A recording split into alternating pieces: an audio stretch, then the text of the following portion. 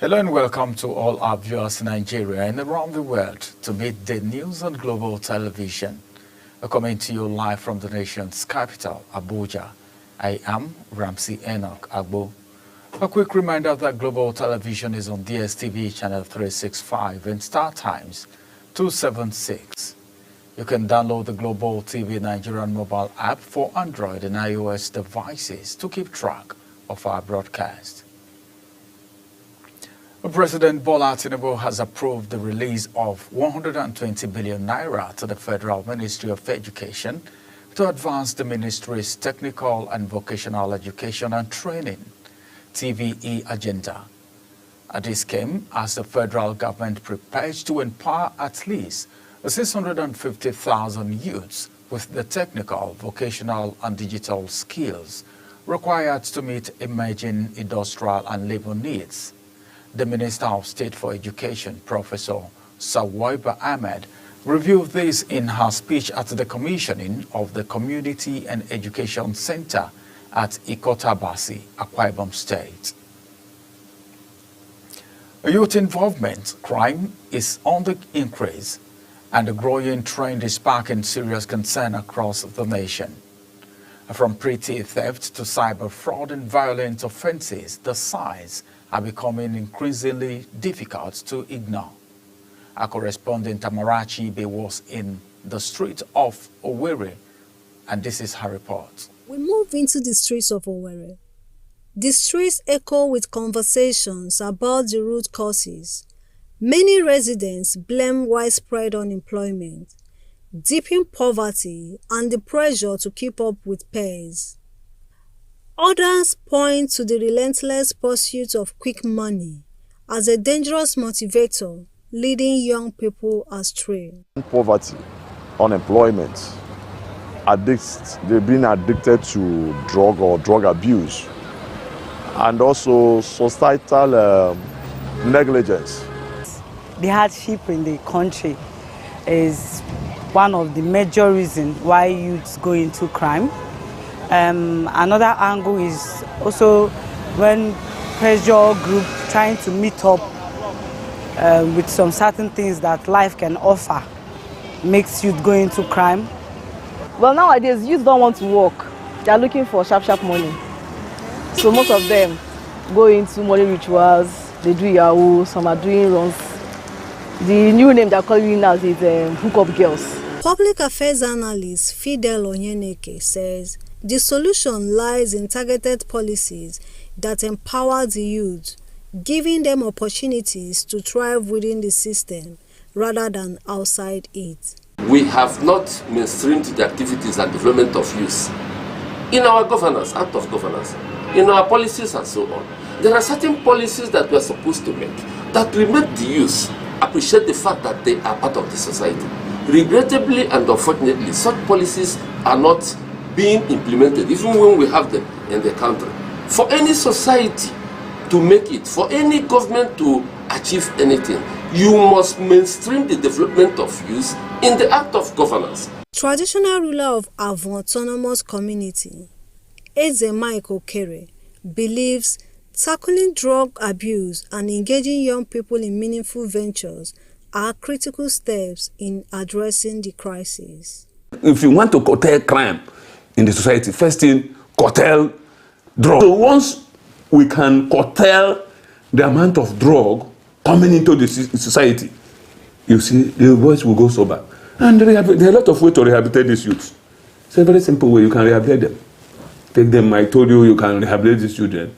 Take them, give them vocational training, mentoring, training, craft, so many things. And at the end of the day, they can come out becoming good people. Addressing youth crime means more than just an arrest. It requires mentorship, job creation, and a society that gives its youth a reason to believe. In Owerri, Amarachi Ibe, reporting for Global TV. 11 people have been confirmed dead, with several others missing, following a late-night attack in Otobi Akpa, a community in Otukpo local government area of Benue State. Gunmen reportedly opened fire on residents and set homes ablaze. Governor Hyacinth Alia disclosed this to newsmen at the government house in Makurdi while expressing grief over the incident. Felicity Ndere reports. The prolonged insecurity in Benue State continues to plague local communities. Otobi Ankpa in Otukpo local government is the latest to come under attack, largely by suspected herdsmen. Governor Hyacinth Alia confirmed the death of 11 persons, with others still unaccounted for, describing the situation as devastating. Can we say that this correlates what is happening in Plateau? We've had a number of attacks, but I can say for certain that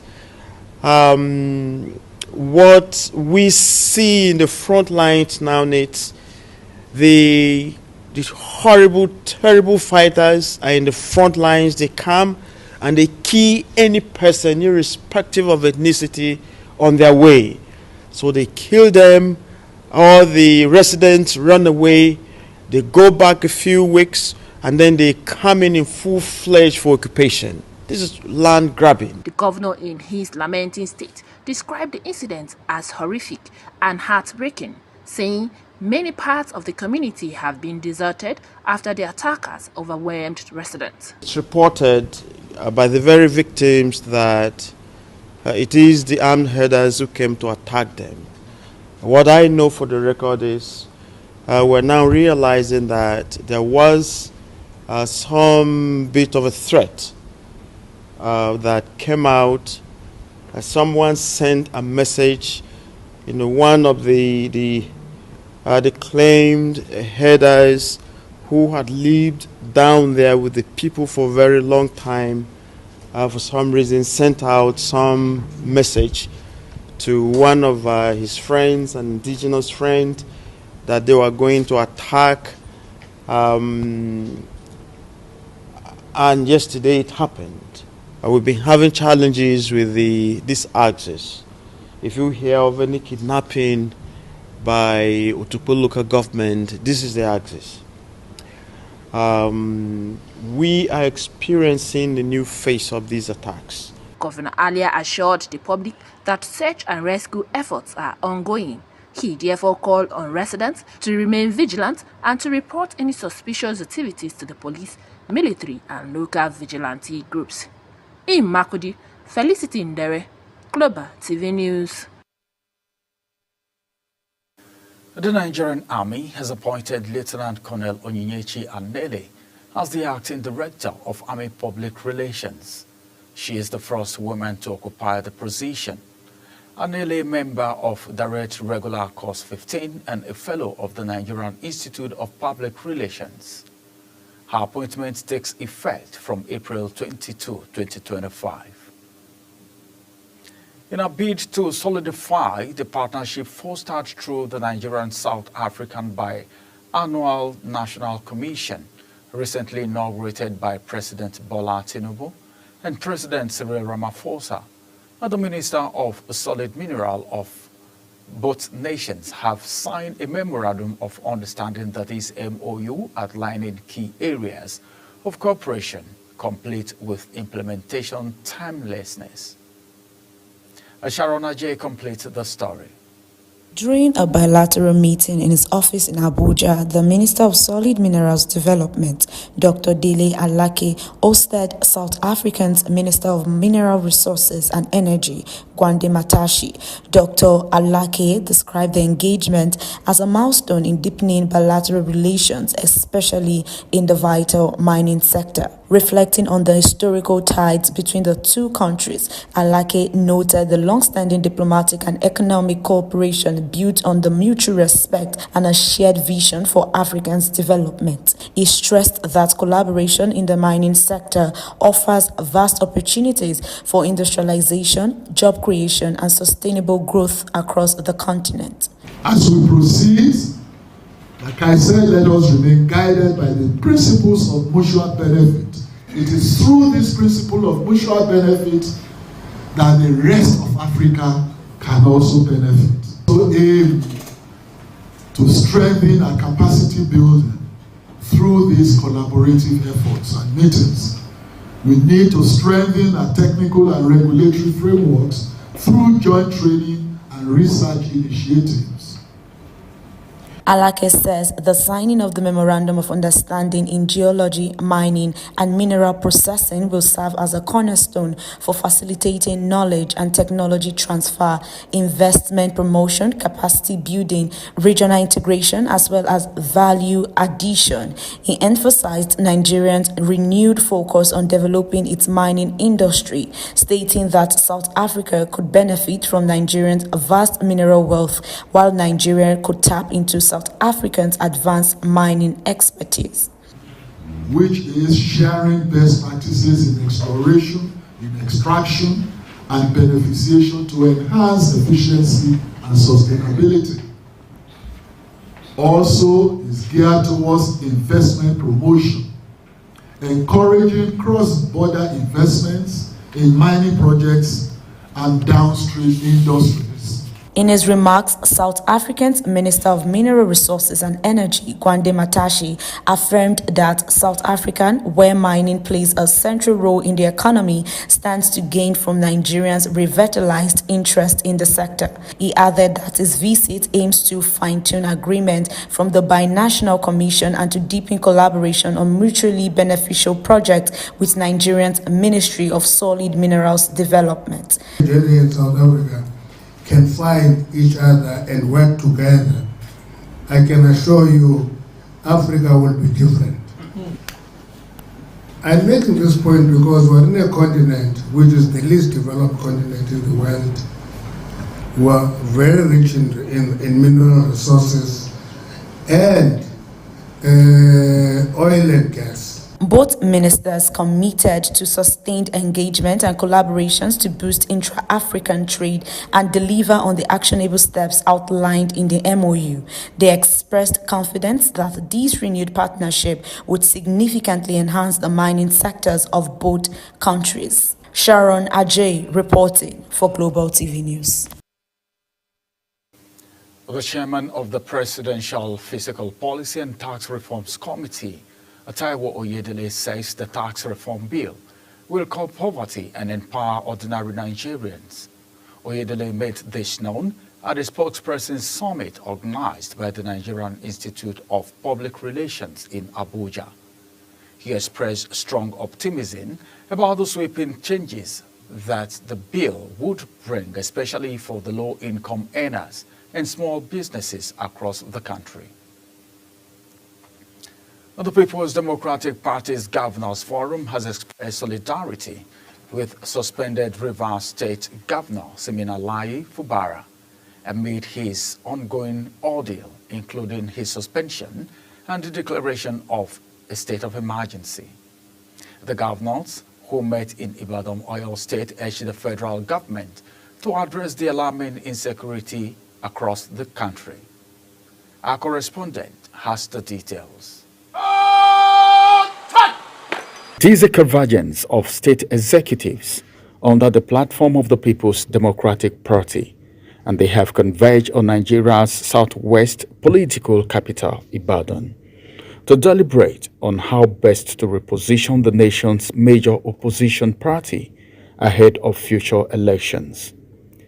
The governors went into a closed-door meeting, after which they briefed the e-newsmen on the outcome of the resolutions reached during their meetings. Speculation about the possible merger of political parties, groups, and/or associations, the forum resolved that the PDP will not join any coalition or merger.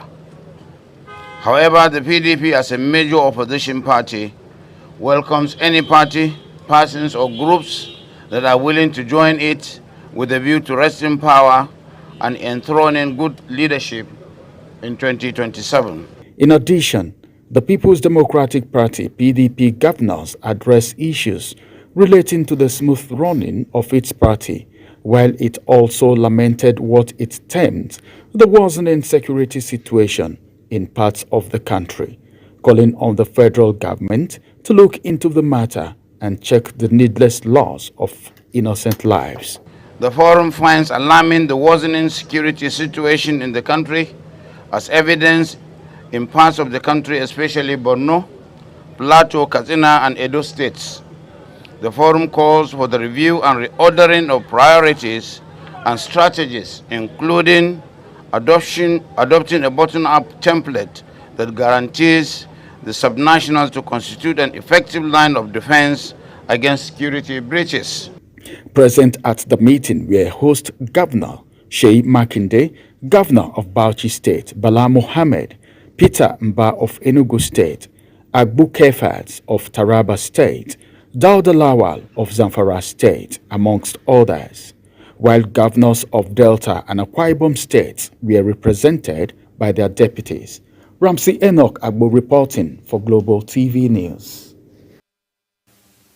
In a decisive step to enhance emergency response capabilities and strengthen community safety, the Nigerian Air Force has unveiled the first batch of its newly upgraded fire tenders. The commissioning ceremony, which took place in Abuja, marked the official rollout of 8 fully modernized fire trucks as part of a border initiative to upgrade 19 units across the service. Ugochukwu Mobono has the details. Speaking at the event, the Chief of the Air Staff, Air Marshal Hassan Bala Abubakar, described the feat as a demonstration of NFA's commitment to both national defense and humanitarian support. He says the fire tenders were upgraded through a comprehensive technical overhaul conducted by Messer Afrodesk Global Service Limited, an indigenous engineering firm. The upgrades incorporated higher capacity components and cutting-edge firefighting system designed to extend vehicle lifespan and significantly enhance operational efficiency. The Air Chief says the initiative includes the reactivation of the fire maintenance team across all Nigerian Air Force fire stations. This move is aimed at promoting a robust maintenance culture, enhancing technical capacity, and ensuring long-term functionality of critical emergency equipment. Air Marshal Abubakar further reaffirmed the NAF's enduring commitment to both military readiness and civil protection, tying the milestone to his overarching command philosophy. He also revealed that a key part of the ongoing safety reforms is a comprehensive overhaul of fire safety system and the development of a centralized monitoring framework. This, he said, is intended to improve compliance, enable early risk identification, and support evidence-based decision-making across the service. This development further illustrates the Nigerian Air Force's evolving strategy of combining operational effectiveness with community resilience and emergency preparedness. You're watching the live broadcast of Midday News. When Midday News returns, Colombia declares national emergency as yellow fever kills 24. Details coming shortly, plus business and sports stories on the other side of this break. Stay with us.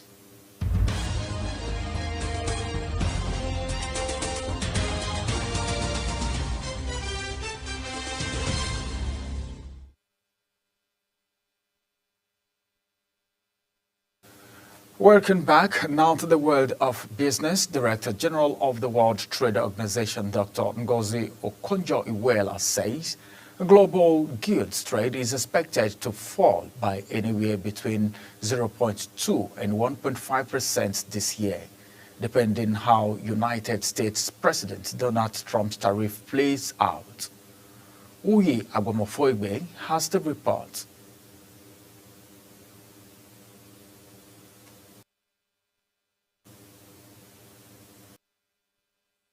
All right, we'll bring you that report in our subsequent bulletin. And now, the influx of Chinese mobile phones into the Nigerian's mobile telephone market has continued to provide hundreds of jobs for youths across the country. In Kano State, the Nigerian Center of Commerce, millions of people troop in on a daily basis to purchase mobile phones and accessories in the state's mobile phone market. Global TV correspondent Idris Jibril takes a look at this trend. This is called Farm Center in Kano, the largest GSM market in northern Nigeria. From here, mobile phones from different parts of the world are brought.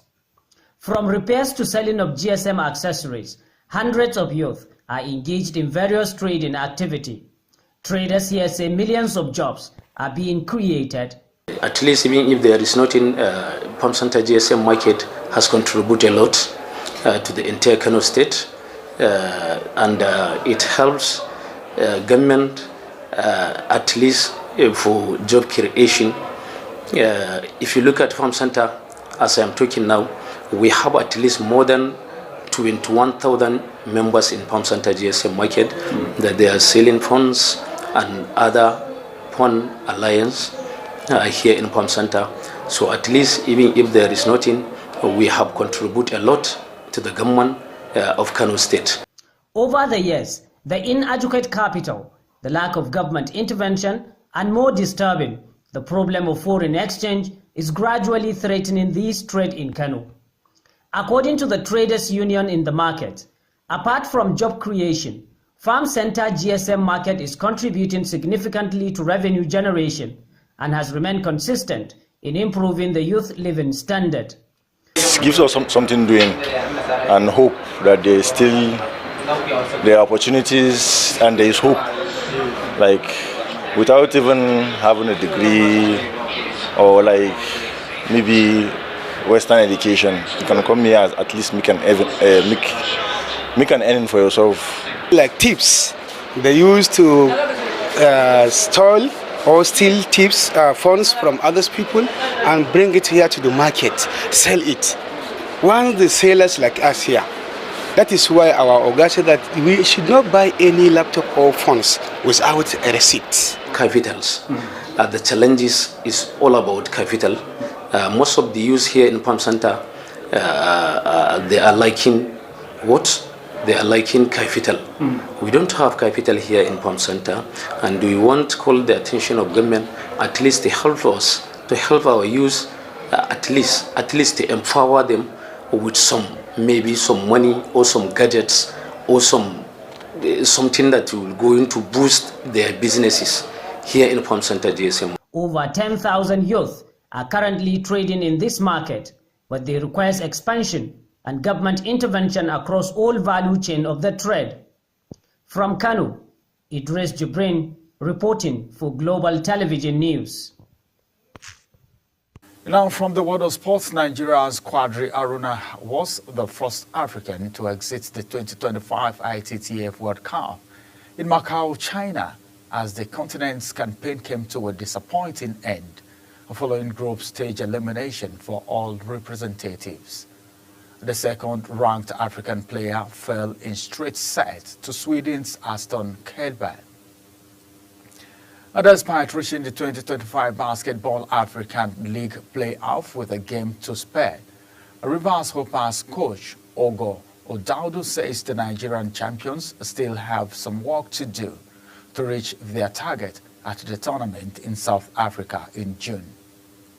Rivers Hoopers closed out their Kalahari Conference campaign on Sunday with an emphatic 79-59 win over Stade Malien, ending the series 4-2.